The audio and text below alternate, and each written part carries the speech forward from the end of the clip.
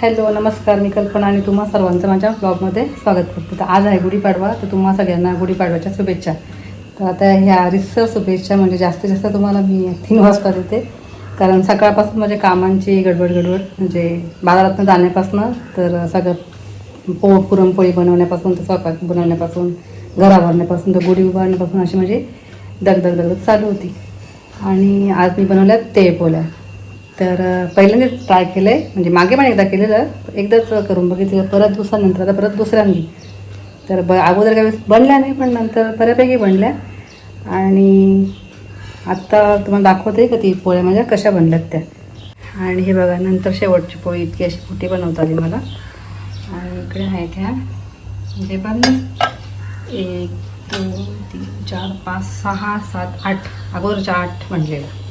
आणि ही एक 9 पोळ्या बनलेल्या आहेत. आणि मला जायचं आहे संध्याकाळी स्वामींच्या केंद्रामध्ये, तर आज पाडवा आहे त्याच्यामुळं. आणि ठरवलं मी काय दर गुरुवारी जात जाईल, आणि आज माझा उपवास आहे. तर बघा, दुपारचे 3 वाजलेत आणि सकाळपासून माझा असा हा पसारा पडलेला आहे. अजून एवढं पुरण बाकी आहे, म्हणजे बनवायचं आहे, काही पोळ्या बनवायच्या आहेत.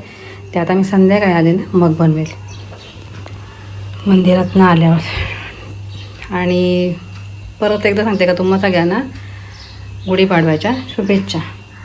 तर माझा खूपच मात्र पसारा राहतो कामं करता करता. तुमचा राहतो का? आणि काम करताना पसारा असतोच. तर आता आपल्या पोळ्या झालेल्या आहेत आणि आता मी थोडा आराम करणार आहे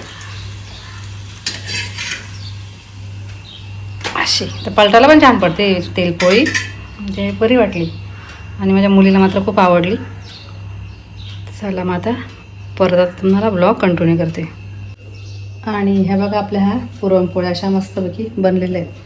पहिल्यांदा जरा वेगळ्या बनल्या, म्हणजे जरा वाकड्या थोड्याशा अशा गोल नाही बनल्या, पण नंतर शेवटची पुरणपोळी मात्र चांगली बनली. तर समजा जर कोणाला पुरणपोळी करायला तर जमत नसेल तर घाबरायचं नाही, रेसिपी बघायची. आता यूट्यूबवर सगळंच बघायला मिळतं आणि एकदा थोडं ट्राय करून बघायचं, म्हणजे मला जमल्या म्हणजे तुम्हाला नक्कीच जमतील अशा. तर आमच्याकडे ना पुरण कधी असं शिजवून नाही घेत, कच्चाच पुरणपोळ्याच्या करता. पण आता मी पुरण आहे ना थोडं शिजवून घेतलेलं, मुलीला थोडं कमी गोड लागलेलं, त्याच्यामुळं मी परत त्याने साखर टाकली आणि परत शिजवून घेतलं, त्याच्यामुळे छान झाली तशी ती बोलते. तर तुम्हाला ह्या पोळ्या कशा वाटल्या ते मला नक्कीच कमेंट करून सांगा. आणि तो व्हिडिओ मी पुढे तुम्हाला दाखवलेच मी त्या कशा प्रकारे बनवल्या त्या. चला तर मग बाय बाय. आणि हा माझा या चॅनेलवरचा पहिलाच व्हिडिओ आहे, त्याच्यामुळे तुम्ही माझ्या चॅनेलला सबस्क्राईब करायला मात्र विसरू नका. आणि व्हिडिओ जर आवडला असेल तर लाईक आणि शेअर करा. आणि पुरणपोळी कशी वाटली तेही मला कमेंट करून सांगा. चला तर मग परत भेटू दुसऱ्या व्हिडिओसह.